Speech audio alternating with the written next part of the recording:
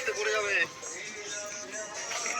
So guys, প্রথম দিন এটা হচ্ছে আমার ফাইনাল লুক। সো অনেকটা না বলো দাদা, এই যে হাতে থালিটা আছে এটার দাম কত আর কি কি আছে একটু বলে দেখো। সো গাইস, প্রথম বৃন্দা বলো দাদা, এই যে হাতে থালিটা আছে এটার দাম কত আর কি কি যে মজা হচ্ছে তোমাদেরকে কি বলবো। এসআইআর ফর্ম এসছে সকালবেলা, দেখলাম তো আমাদের সবাই নাম আছে। হবে না কেন, আমরা জমিদার বংশের ছেলে। তারপরে সব থেকে আনন্দের বিষয় হলো ওয়ের নামটা এসআইআর বাদ গেছে। বলটাকে বাংলাদেশ পাঠিয়ে দেবো। কি মজা গো হবে, কি যে মজা হচ্ছে তোমাদেরকে কি বলবো। আজকে সকালবেলায় আমাদের রান্না বান্না না কমপ্লিট হয়ে গেছে, তাই ভাবলাম আমাদের ওখানে ধরো তুমি এরকম একটা বৃষ্টির ওয়েদারে হেদুয়া চত্বরে রয়েছো, অথবা ওকে নিয়ে যাবো তুমি। না না না না, এসো এসো এসো, খেতে যাবো আমরা। চল ব্রাঞ্চ করা জায়গা এটা।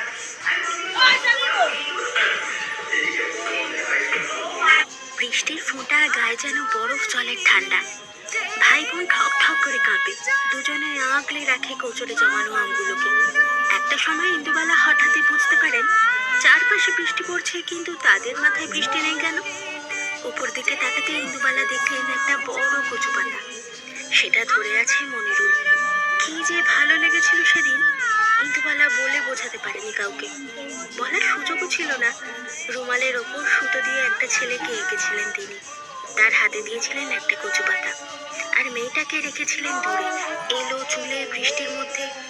ইচ্ছে ছিল মনিরুলকে নিজে হাতে করে দেবেন রুমালটা, সেটা আর দেওয়া হয়নি। কেন দিতে পারেনি মনিরুলকে?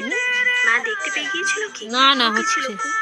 মনে করতে বসেন ইন্দুবালা, নাকি তিনি নিজেই মিথ্যে বলেছিলেন মাকে, ভাইয়ের জন্য রুমাল করেছেন।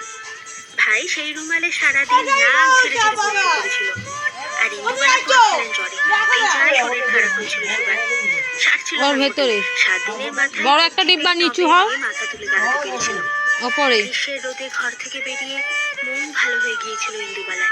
ঠাম্মা ততদিনে সেই ঝড়ে পুরোনো আমগুলোকে কেটে ধুয়ে হলুদ নুন মাখিয়ে কিছুটা আচার করেছিলেন, আর বেশ খানিকটা আম তেল বসিয়েছিলেন রোদে। সূর্যদেব গোটা গ্রীষ্মকাল জুড়ে রোদে তাতিয়ে তেল মিশিয়ে কাঁচা আমগুলোকে জ্বালিয়ে দেবেন, তারপর সেই তেল দিয়ে সারা বছর যা খাওয়া দাওয়া চলবে। তারপর সবাই কেমন আছো বলো? দুর্গা শুধুমাত্র করোনা স্যার, আমি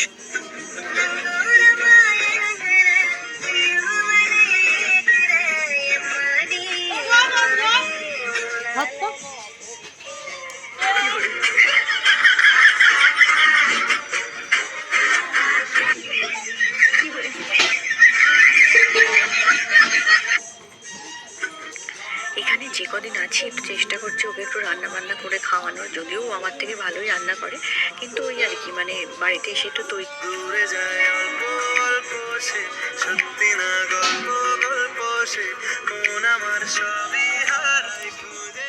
আমাদের নিবি না, ওকে মন্দিরের কাছে যাও পারে ওই তোমাদের বাড়ির কাছে চলো, বাড়ি তোমাদের ঘরের কাছে, তোমাদের ঘরের কাছে চলো।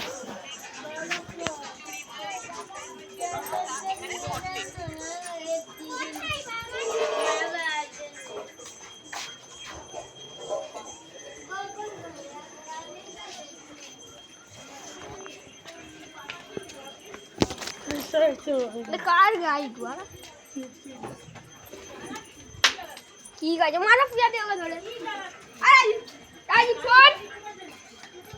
ভেড়া চোদা শুধু ভেবে করে মাকে ডাকে ভেবে করে চল।